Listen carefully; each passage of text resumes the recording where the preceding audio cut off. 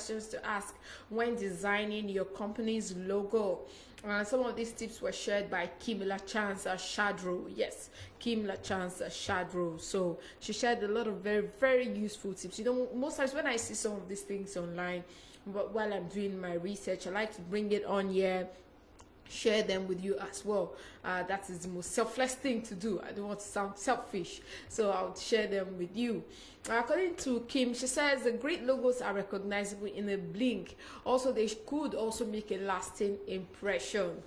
Yes, make a lasting impression. Just like when you see your Yeezys, your Nikes, your Jordans, you see Apple, like those are logos that really stand out. There's a lot of thoughtfulness and a lot of thought process that has gone into creating that particular iconic logos. Yes, just like when you see your Puma logo or your Fillard logo, or you see your Broadstreet radio logo as well. Yes, there's a lot of thoughtfulness and a thought process that goes into creating those logos, because they have that ability to instantly connect you with that brand. Yes, they instantly and consistently do what a potent logo should do: identify a brand, make it stand out, and ideally drive customer interest and sales. Even though Instagram has said they're going to start cracking down very soon on some of these online vendors who sell fake designer items and all that, they're partnering with some designer brands to crack down on some of those things. I think people are still swayed by when you go on your favorite bag retailers page and you see that Gucci sign and all. There are people who like branded items like that, even though they are fake. Good luck to them, their money, their choice. So that tells you that logos, make or mark or create a huge sales for most of these brands. That's why a lot of thoughtfulness goes into it, and they go ahead to trademark it because they take it very, very seriously. So we all know great logos, but we all don't know that great logos aren't that easy to create. They're not that easy to create. From trying to switch it up from time to time. I know a lot of brands that I've changed logos so many times, from the concept to color to the rollout. There's a lot to consider when boiling your own brand down to a single emblem, so to a single logo. Once people see you, once you see the skyscraper buildings and the sound wave going out, oh hey, this is Broadstreet Radio's logo. So it plays a very, very pivotal role in brand identification and ideally sustaining customers' interest as well. However, she also shared that there are various types of logos. As she said, there are wood marks. Yes, wood marks that have multiple letter abbreviations, groupings comprising a logo. For example, you have there's this Nigerian footwear brand, Kicks. Yes, for example, like that one, like Google, CNN, Fifth Avenue, and things like that. Also, you have the letter form logos, which comprises of a single letter, like the likes of Hyundai. Hyundai, the car. Huber, Unilever, Beats by Dre. Yes, when you see Beats by Dre headphone and you see that B, oh, this is Beats by Dre, and so on. That's letter form. Then we'll have the pictorials. Those are used illustrated symbols of recognizable things. Yes, recognizable thing. For example, she made mention of Twitter. Once you see that bird, birds tweet. It's is a Twitter sign. Even Playboy Mansion. Once you see the bunny. The bunnies here, oh, this represents a Playboy logo and things like that. For example, like us too, pictorial, to picture us. We're Broadstreet, we're located in Broadstreet, and we're radio station. You see the skyscraper buildings and the sound waves. So that tells you that's a pictorial kind of logo. Then you have the abstract ones who do not represent anything otherwise recognizable, like abstract acts as well. Perhaps brands like Nike as well. You just see that sign. It's quite abstract. You may not really understand it, but that's the logo and that's what they're known for. Also, the next one, which type of logo would best suit your company? And a lot of people spend years transitioning, changing logos till they finally get to that point where they have a specific one that they would want to run with. You know, I would always advise, as a new business, you may not have the resources, or you may not want to, make that hasty decision because your business is growing and you don't know where it will grow up to. Most times I always advise people, when you don't have that money to maybe pay your graphic designer or pay someone, there are so many apps online where you have some of these free logos that you could just use in the meantime. However, you can customize it to your taste, add your name, add whatever it is that you want to do. But as your brand progresses, it's important to always include logos. Very, very key. Have your own logo, your own customized logo that is specific to your brand. Yes, also, different types of logos works for different type of people. So which one fits you best depends on your name and what you provide or make. For example, if you're a food business now, you sell maybe healthy treats, for example, like So Fresh and Co. When you look at their logo, you see that it embodies what they do as a people. It also helps people quickly relate with your brand as well. If you decide to opt for an abstract symbol, however, be sure it is straightforward and mirrors the personality of your brand, because customers don't want to spend their entire time trying to figure out what your logo stands for or what the abstractness is for. No, avoid that, especially if you're a new business owner, because you want to attract so many people as much as possible. Also, the third tip she shared was that what are the key points about your business that your logo should convey, like the example I just made just now. For example, if you have a beauty supply store, yes, you have a beauty supply store, a lot of them most times just have this logo with hair on it and all that. It doesn't mean that you have to stick to that kind of logo. You might do something that has to do with putting together the names, the initials of your business. Also, you may represent your business in terms of maybe the color, or you may decide to just add tools like scissors, comb, things like that all around the logo as well. So make sure that your business logo should convey what your company is about, so that when people look at it, they should know and get a feel of your brand personality and your distinctive point of view as well. Yes, be very, very distinctive. Creativity. They should know that you are different from your competitors, you're professional, you're a real business, and you're confident and successful in whatever you set out to do. So it's important to look out for some of those things. Yes, for example, look at Amazon.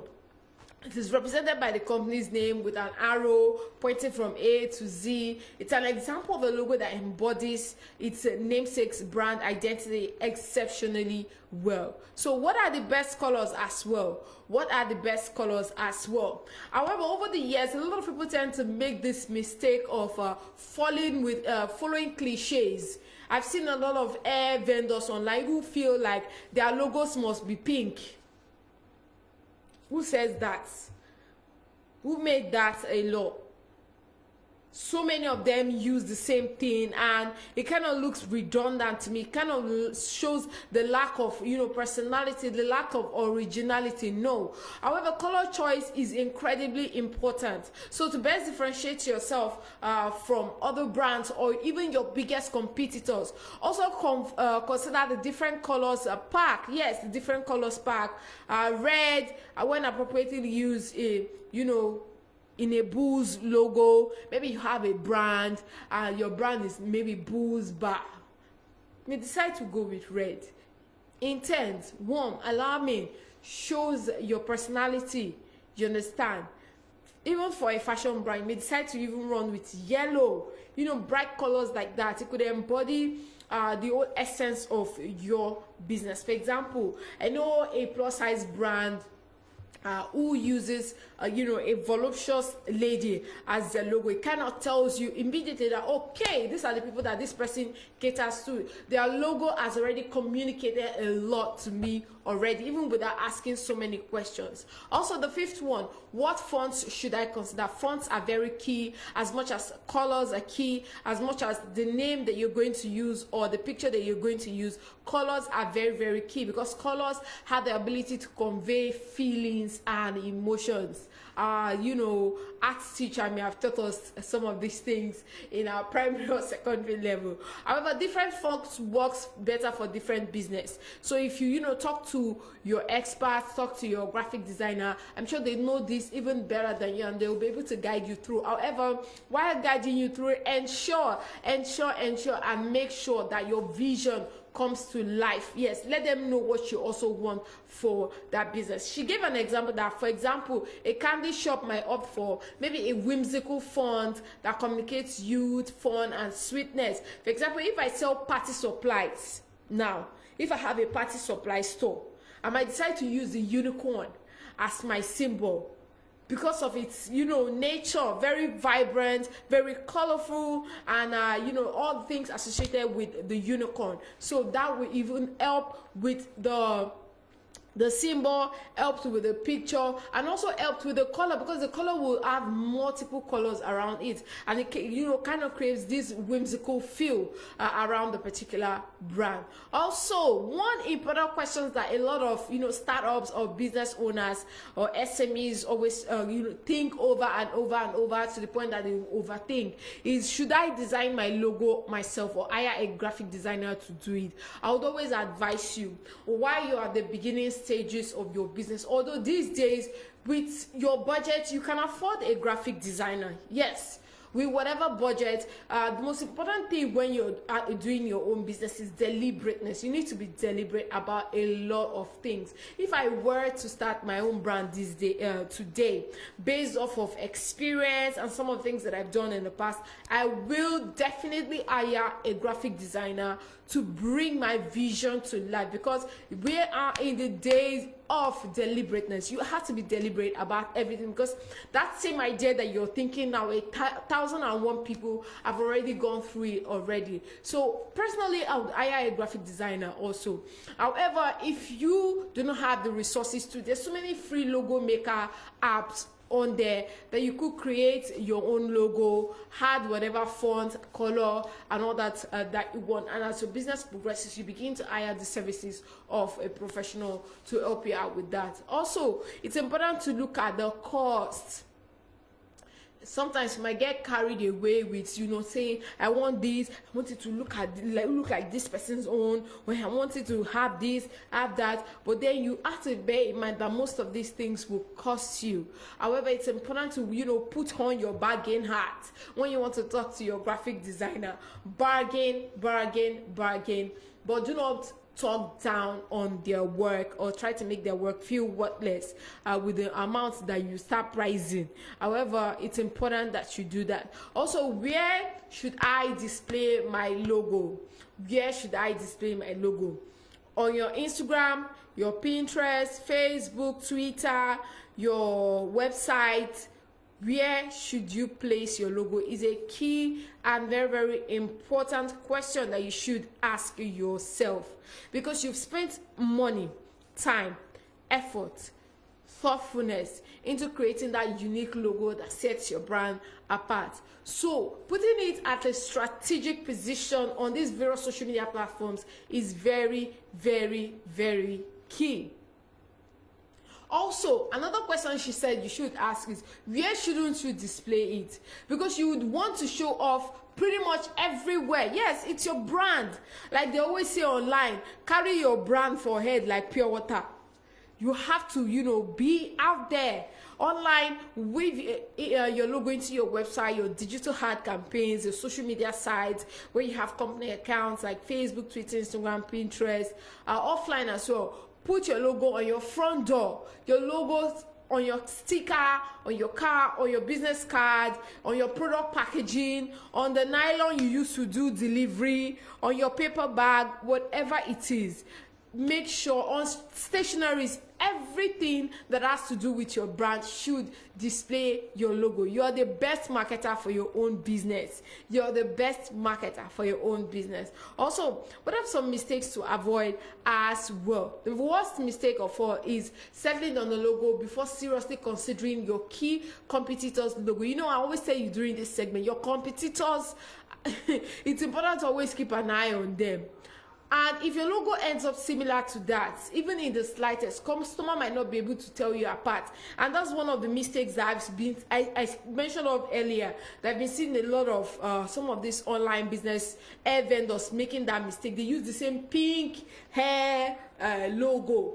There's a lady with the pink hair. Most of them use it, even the ones that have grown so much. I know a particular one, she has like 20-something thousand followers, and during sales, she made a lot of sales. She makes a lot of sales, and I felt like it's time for this lady to, you know, take this brand to the next level. Let her change this logo. A lot of people are using this logo. Let her change this logo. So it's important to make sure that your originality is key, and make sure that your logo is not so similar to people in your industry or competitors as well. Also, one of the mistakes that SME owners make is worrying so much about how their logo will look 10 years from then and now, and not worrying as well about how it will look 10 years from then.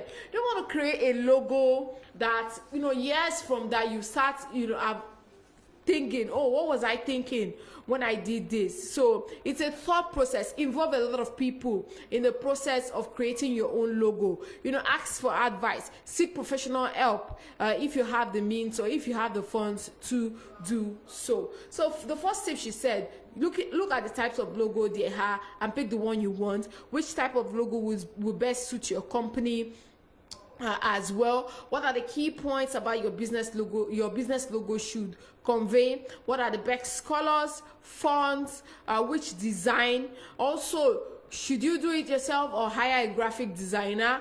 How much it will cost? Look at the cost, where you should display it, what are the mistakes to avoid, and, you know, worrying too much about what it will look like years from that time. So logos, they might be fun, especially if you're someone that really likes art, or you like, you know, curating new things. You like the thought process of, you know, starting a new business and ensuring that everything looks good.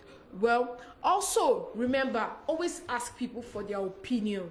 There is nothing wrong. It's your brand, and you're left with the decision to make the final decision at the end of the day. But it's important to always ask people's opinion on what they think about, or, you know, whatever logo you've chosen, about the color and all that. Yes, ask people's opinion, especially experienced people. You may have people who are very good with branding. They will direct you, they will put you through. You may have people who already have successful businesses, and they, you know, you've seen their logos and things like that. Ask them questions, seek their input. Do not just ride alone. It's a business. You need people as well to grow that business. More to come for you at 3 p.m.